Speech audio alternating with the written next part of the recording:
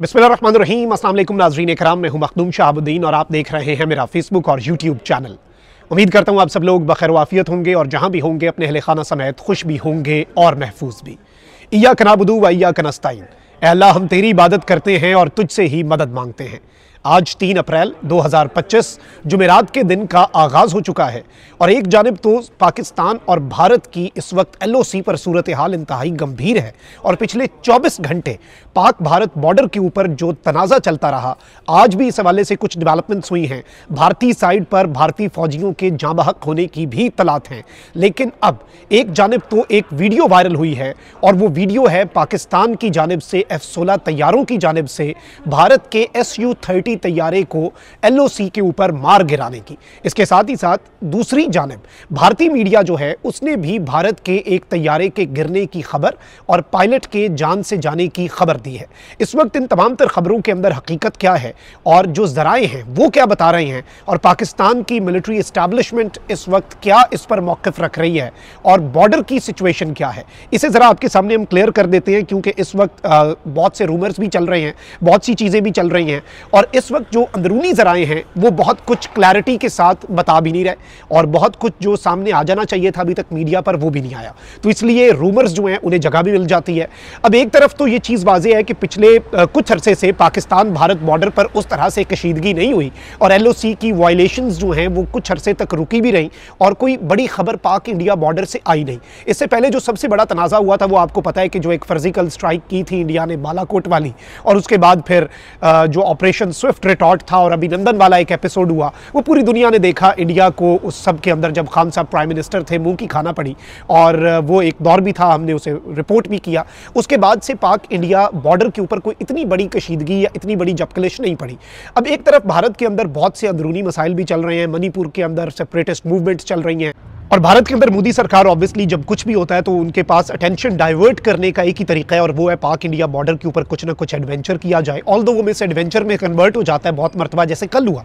अब आप कल ये देखें कि आज़ाद जम्मू कश्मीर और ईद के दिन है, इंडियन फौज ने आज़ाद जम्मू कश्मीर हजीरा सेक्टर जो है वहाँ पर बिलाइश्ताल फायरिंग कर दी और भारी फायरिंग की इन्होंने और आम शहरी जो हैं उन्हें भी निशाना बनाया, क्योंकि इंडियन फौज के लिए कोई मसला नहीं है, वो अन्नेवाह फायरिंग कर दें, इधर कश्मीरी हैं, हमें मोहतात होना पड़ता है क्योंकि उस तरफ भी मकबूजाबादी है, वहाँ पर भी कश्मीरी है। तो इस तरफ से जो जवाबी वार है वो भारतीय जो चौकी है और जहां से गोलियां चल रही थी वहां पर हुआ और जो इत्तलात हमारे पास आई वो ये भी है कि 6 से 7 भारतीय फौजी जो हैं वो मारे गए, 5 से 6 भारतीय फौजी जो हैं वो जख्मी हुए और भारतीय फौज का एक बंकर जो है वो भी कल तबाह होने की इत्तलात मौसूल हुई। उसके बाद ऑब्वियसली जब इस तरह की सिचुएशन होती है तो आपकी फोर्सेज हाई अलर्ट पे चली जाती हैं और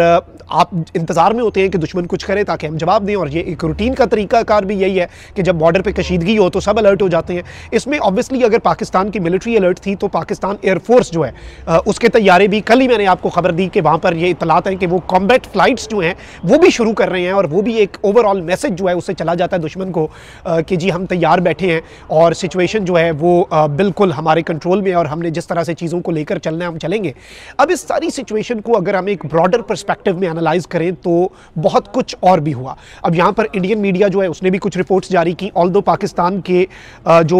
ISPR है उसकी तरफ से कोई ऑफिशियल स्टेटमेंट अभी तक इस पूरे इंसिडेंट के ऊपर जारी नहीं हुई, लेकिन आज़ाद जम्मू कश्मीर से कुछ हमें जख्मियों की इत्तलात भी आई, कुछ फुटेजेस जो हैं वो भी हमें मौसूल हुई। अब इस सब में नाज़रीन किराम आज सुबह से एक वीडियो जो है वो वायरल हो रही है और ये वीडियो है कि जी भारत का एक Su-30 तैयारा, इसी तरह का आपको पता है कि एक तैयारा इससे पहले MiG-B और Su-30 ये बेसिकली इंडिया यूज़ करता है कि उसने जी LOC की वायलेशन की है और ये वीडियो सोशल मीडिया पर चली और उसमें यह बताया गया कि जी इस तैयारे ने दरअंदाजी की कोशिश की और पाकिस्तान का जो F-16 तैयारा है उसने इसे मार गिराया। ये एक चंद सेकंड का वीडियो क्लिप है जो बहुत ज़्यादा सोशल मीडिया पे वायरल हुआ क्योंकि ऑब्वियसली कशीदगी चल रही थी, तो उस कॉन्टेक्स्ट में भी एक जहन में चीज़ होती है कि इंडियन साइड ने कोई दरअंदाजी की कोशिश की होगी। अच्छा, इस वीडियो की जो ऑडियो है जब हमने उसे एनालाइज किया तो उसमें भी पीछे जो वीडियो बनाने वाला शख्स है उसकी आवाज़ हमें ऐसे नहीं लगा कि कोई मकामी शख्स मकामी ज़ुबान में बात कर रहा है, वो अंग्रेज़ी में बात कर रहा था और इसमें इत्तलात ये हैं कि इस तरह का तो कोई इंसिडेंट नहीं हुआ और जो बॉर्डर है उसके ऊपर इस तरह की कोई चीज़ नहीं हुई, लेकिन इंडियन मीडिया जो है वो एक भारतीय तैयारे के गिरने की खबर भी दे रहा है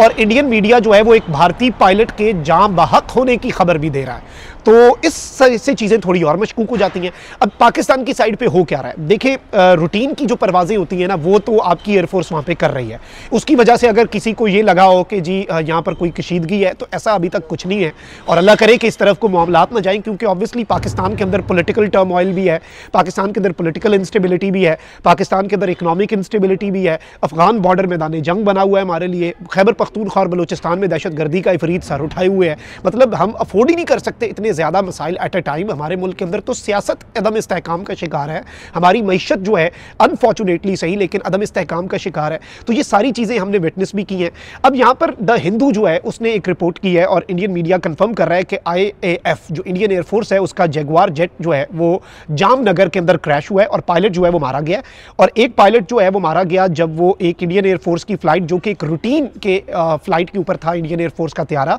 वो जामनगर के अंदर वेडनेसडे की लेट नाइट 2 अप्रैल 2025 यानी अब से चंद घंटे पहले ये तैयारा जो है वहाँ पर क्रैश कर गया। अब ये जो खबर है इसे लिंक किया जा रहा था बेसिकली उसके साथ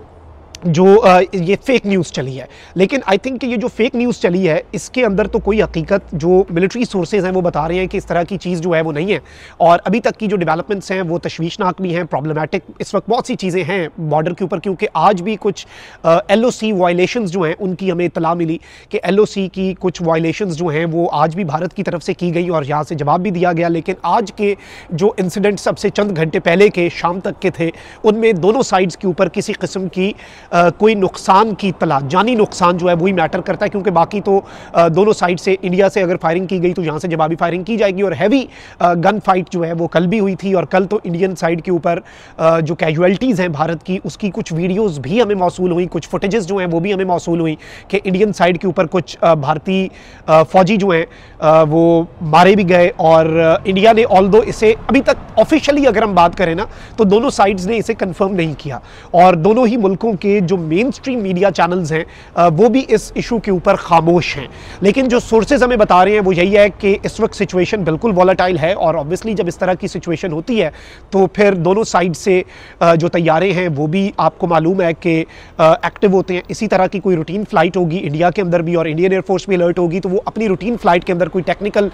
मेल फंक्शन जो है उसकी वजह से, क्योंकि इंडिया के जो मिग तैयारे हैं उनके वाले से भी कहा जाता है कि वो फ्लाइंग कॉफिन्स हैं। इंडिया के अंदर खुद भी तनकीद होती है कि जी वो चलते फिरते ताबूत हैं और वहाँ पर और बड़े तनकीद होती रहती है भारत के अंदर। लेकिन सिचुएशन ये है कि इस वक्त जो दोनों साइड्स हैं उनसे खामोशी है। लेकिन ओवरऑल अगर हम सिनेरियो को समझने की कोशिश करें तो बहुत कुछ अभी भी अनकन्फर्म्ड है और सिचुएशन किसी भी लम्हे अल्लाह ना करे लेकिन ख़राब हो सकती है। इसीलिए हाई अलर्ट पे है पूरे का पूरा निज़ाम, पूरी की पूरी आपकी जो फोर्स है और बॉर्डर के ऊपर जो पाकिस्तान की मिलिट्री है और एयरफोर्स बिलखुसूस, क्योंकि ऐसे मामलात के अंदर आर्मी से ज़्यादा आई थिंक एयरफोर्स का किरदार बढ़ जाता है। अभिनंदन वाला एपिसोड आपके सामने है कि उसमें एयरफोर्स ने जो ऑपरेशन स्विफ्ट रिटॉर्ट प्लान किया और उसमें बड़ी कमाल महारत से एंड ऑब्वियसली उस टाइम लीडरशिप और पूरी कौम एक पेज पे थी। फिर इमरान खान साहब ने जिस तरह से उस मामले के अंदर स्टैंड लिया पूरी दुनिया ने देखा और फिर जो दुनिया को एक UN के अंदर खान साहब ने मैसेज दिया कि जी we will fight till death और हमारी अमन की ख्वाहिश को कमज़ोरी ना समझा जाए। वो अक़वाम मुत्तहिदा की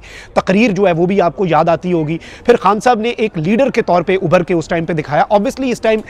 जो मौजूदा हमारी पॉलिटिकल लीडरशिप है वो इतनी स्ट्रॉन्ग भी नहीं है, पब्लिक के अंदर उनकी इतनी एक्सेप्टेंस जो है उसके भी बहुत से प्रॉब्लम्स हैं और पब्लिक जो है वो अपनी उस पॉलिटिकल लीडरशिप जो इस वक्त हमारे मुल्क के अंदर हुकूमत में है उसके पीछे उस तरह से नहीं है। तो ये भी एक बहुत बड़ा फैक्टर होता है, इस चीज़ को आपने जहन में रखना है और इस चीज़ को हमारी वैसे मिलिट्री एस्टैब्लिशमेंट को भी सोचना होगा कि कैसे मौके पर जब मुल्क के अंदर दहशतगर्दी की लहर सर उठा रही है, जब आपका अफगान बॉर्डर जो है वो मैदान जंग बना हुआ है, जब आपका बलूचिस्तान और खैबर पख्तूनख्वा के अंदर दहशतगर्दी का इफरीत सर उठा रहा है, जब भारत के साथ LOC के ऊपर इतने प्रॉब्लम्स हैं, ऐसे मौके के ऊपर जब मिलिट्री एस्टैब्लिशमेंट अगर बैठ के सर जोड़ के बैठे तो आपको समझ आएगी कि पॉलिटिकल स्टेबिलिटी और तमाम स्टेक होल्डर्स का एक पेज पे होना कितना इंपॉर्टेंट है, ताकि एक नेशनल अभी भी obviously the whole nation stands